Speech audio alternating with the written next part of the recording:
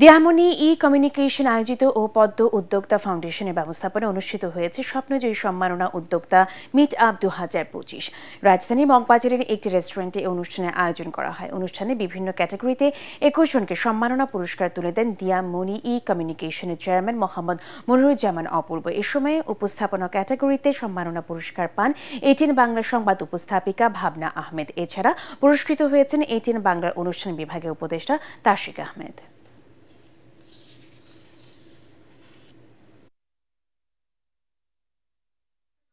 ধরনের আয়োজন করা হয় তখন ইন্সপায়ার হয়ে আমরা এবং কাজের গতিটা মনে হয় আরো দ্বিগুণ ভাবে বেড়ে যায়।